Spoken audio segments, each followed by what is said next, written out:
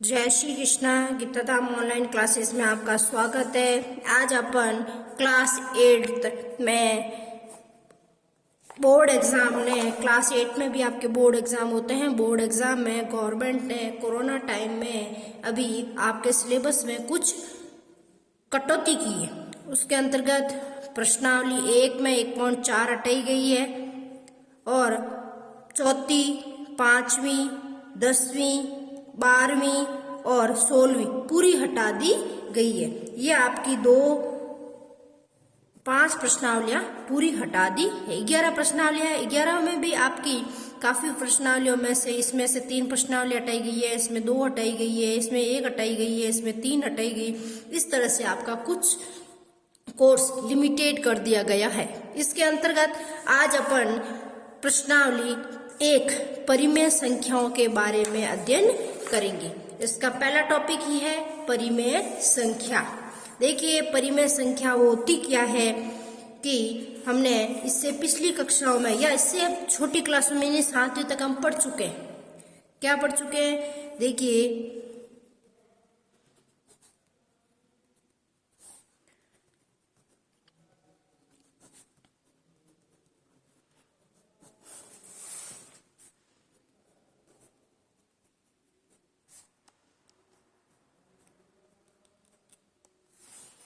देखिए, सबसे पहले परिमेय संख्याओं के बारे में सबसे पहले हम पढ़ चुके हैं सम संख्या। क्या पढ़ चुके थे? सम संख्या वे संख्या जिसमें 2 का भाग पूरा पूरा जाए। सम संख्या क्या होती है? 2 का भाग पूरा पूरा जाए, वो क्या कहलाती है? सम संख्या। दूसरी है आपकी विषम संख्या। विषम संख्या यानी 2 का भाग पूरा पूरा न जाए, 2 का भाग पूरा पूरा नहीं जाए, वो क्या कहलाती है? विषम संख्या। फिर हमने पढ़ा था प्राकृत संख्या। प्राकृत संख्या क्या होती है? जो 0 से स्टार्ट होती है। नहीं, प्राकृत संख्या कहाँ से स्टार्ट होती है? 1 से। 1, 2, 3, 4 और कहाँ तक चले? अनंत तक चले। ये आपका निशान किसका है? अनंत का। लेटा हुआ 8 किसका निशान है? अनंत का। यानी प्राकृत संख्या क्या होती है? जो 1 से शुरू हो, 1, 2, 3, 4 और कहाँ तक चले? अनंत तक चले, वो क्या कहलाती है? प्राकृत संख्या। फिर कहलाती है पूर्ण संख्या। क्या? पूर्ण संख्या। अब देखिए, 1, 2, 3, 4 ये चल रही है। इसमें पूर्ण ये कब बनेगी? जब इसमें क्या इंक्लूड हो जाएगा? 0, 1, 2, 3, 4 और कहाँ तक चले? अनंत तक चले, वो क्या कहलाती है? आपकी पूर्ण संख्या। प्राकृत संख्या 1, 2, 3, 4। पूर्ण संख्या 0, 1, 2, 3, 4। 0 इंक्लूड हो जाएगी तो वो क्या बन जाएगा? पूर्ण, पूरी हो जाएगी। फिर कहलाता है पूर्णांक। क्या कहलाती है? पूर्णांक संख्याएं यानी वे संख्या। अब देखो यहाँ क्या आ रहा है? 0, 1, 2, 3, 4 अनंत तक चलेगी, लेकिन माइनस वाली संख्याएं कहाँ गई? तो पूर्णांक में क्या होता है? माइनस इंक्लूड होता है। बीच में होता है 0, इधर होता है 1, इधर -1, इधर 2, इधर -2, इधर 3, इधर -3। इधर भी अनंत तक चलेगी और इधर भी अनंत तक चलेगी। ये क्या कहलाता है? पूर्णांक। क्या कहलाता है? पूर्णांक। ऐसी संख्या है जिसमें 0, 1, 2, 3 प्लस की और -1, -2, -3 किसकी? माइनस की। प्लस और माइनस की सारी संख्याएं इकट्ठी होकर क्या कहलाती है? पूर्णांक। क्या कहलाती है? पूर्णांक। सम संख्या, विषम संख्या, प्राकृत संख्या, पूर्ण संख्या और पूर्णांक। आज अपन इन सबको पढ़ने के बाद हम पढ़ेंगे परिमेय संख्याएं। क्या पढ़ेंगे? परिमेय संख्या। परिमेय संख्या। परिमेय संख्या क्या होती है? जिन्हें हम अंश बटा हर में लिख सकते हैं। अंश बटा हर। अंश बटा हर। अंश कहलाता है ऊपर वाला, हर कहलाता है नीचे वाली संख्या।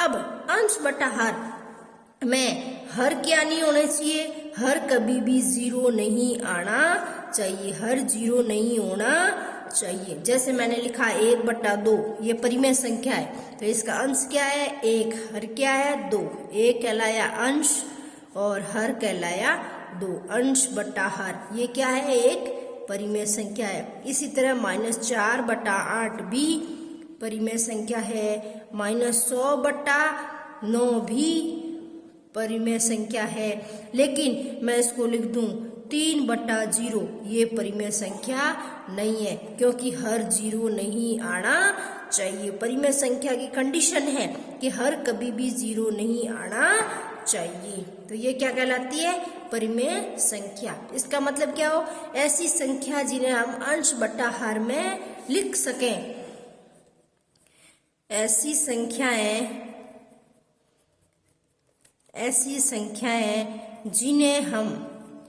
जिन्हें हम अंश बटा हर रूप में लिख सकें, हर रूप में लिख सकें, वो क्या कहलाती है परिमेय संख्या। परिमेय संख्या, ये है आपके परिमेय संख्या की परिभाषा। क्या है परिभाषा। अब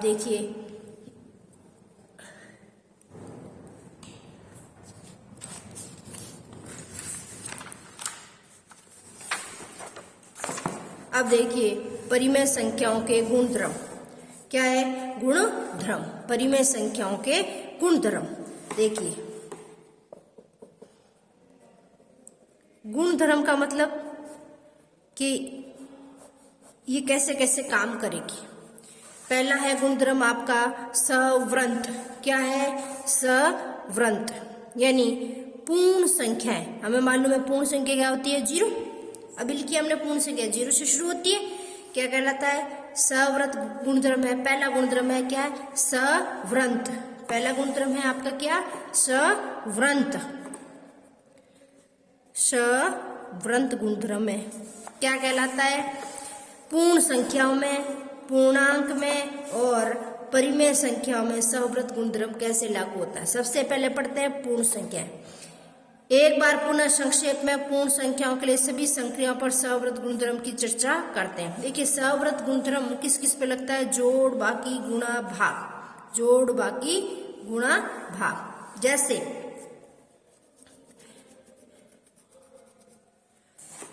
योग, पूर्ण संख्या क्या होती है जीरो, जीरो से शुरू होती है, हमने भी यहाँ पढ़ा था।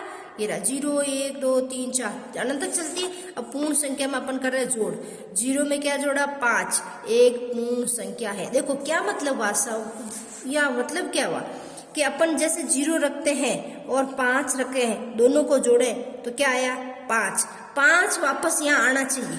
पूर्ण संख्याओं के समुच्चय में क्या आना चाहिए 5 आना चाहिए। जैसे मैंने लिख दिया 0 + 3, उत्तर कितना आया 3। 3 है कि नहीं है, इसमें 3 है, तो इसका मतलब ये क्या कहलाएगा सवृत, यानी अपने अंदर सवृत। सही सवृत अपने परिवार, सपरिवार होता है ना, उसी तरह क्या होता है सवृत अपने अंदर, वृंत यानी झुंड या परिवार।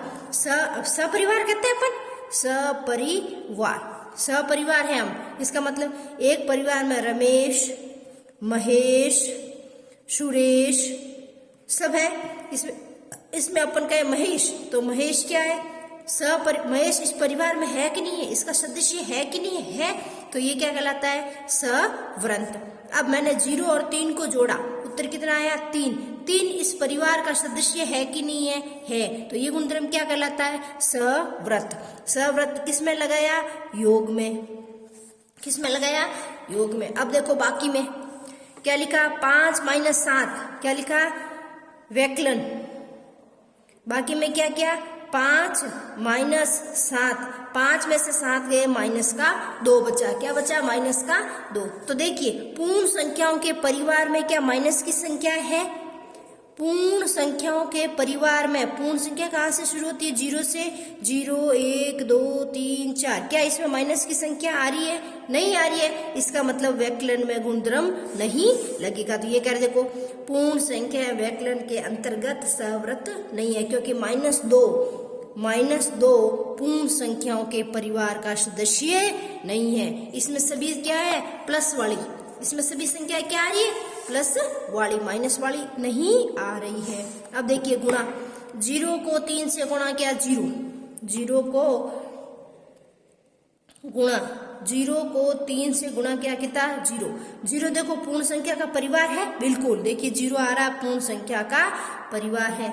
इसी तरह मैंने लिखा 3 × 7, 3 × 7, 7 है क्या हो गया, 21, 21 इसके अंतर्गत आएगा, क्योंकि अनंत हम क्या लिख रहे हैं, अनंत, क्या लिख रहे हैं, अनंत, इसका मतलब इस 21 इसमें भी आएगा। तो क्या लिख रहे हैं, पूर्ण संख्या गुणन के अंतर्गत सवृत है, परिवार का सदस्य है। अब देखिए भाग, क्या कह रहा है, भाग में कह रहा है 5/8 यानी 5/8। अब देखिए पूर्ण संख्या का परिवार, पूर्ण संख्या का परिवार क्या कह रहा है, 0, 1, 2, 3, 4, 5। क्या इसमें बट्टा वाली संख्या है क्या, इसके नीचे कुछ संख्या लिखी हुई क्या, नहीं है, क्या नहीं है। तो अब क्या रह रहा है, 5/8 एक पूर्ण संख्या नहीं है, क्योंकि भाग के अंतर्गत ये सवृत नहीं है, क्योंकि इसमें अपने पास बट्टा वाली संख्याएं नहीं है। पूर्ण संख्याओं के परिवार में बट्टा वाली संख्याएं नहीं है, अतः ये भाग इसमें भी लागू नहीं होगा। तो पूर्ण संख्याओं हमने सवृत नियम किस में देखा, योग में है और गुणे में है, बाकी में और भाग में नहीं है, बाकी और भाग में नहीं है।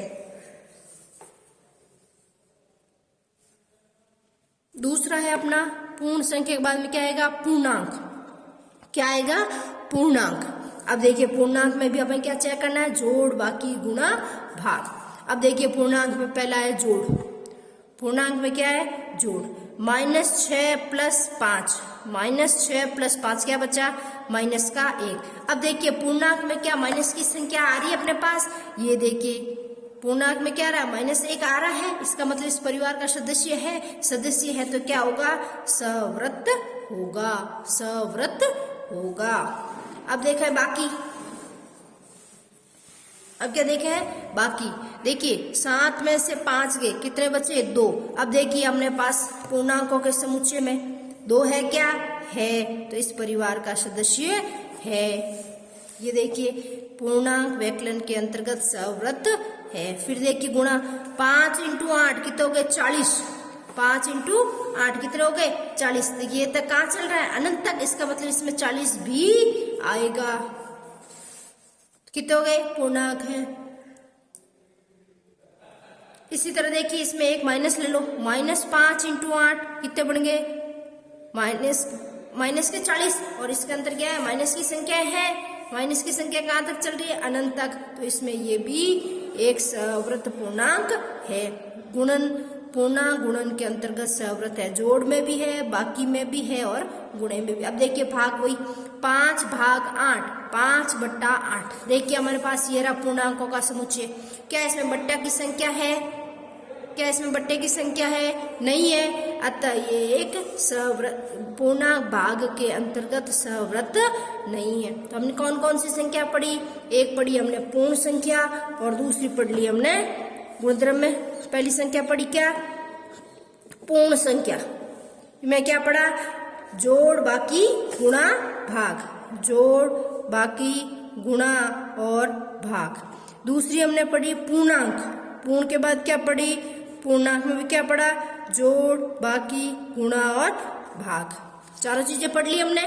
अब देखिए अगली है परिमेय संख्या।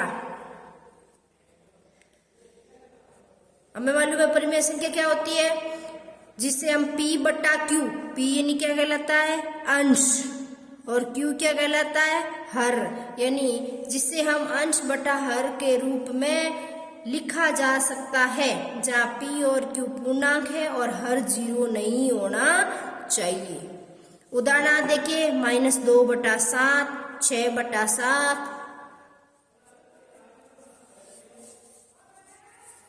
9/-5 परिमेय संख्याएं हैं, क्योंकि संख्या 0, -2, 4 और P/Q के रूप में लिखी जा सकती है। अब देखिए परिमेय संख्याओं की जोड़, परिमेय संख्याओं की जोड़। 3/8 में कितने जोड़े? -5/7। कितना है? -19/56। कितना है? -19/56। क्या कर रहे हैं? परिमेय संख्याओं की बाकी, परिमेय संख्याओं का गुणा और परिमेय संख्याओं का भाग।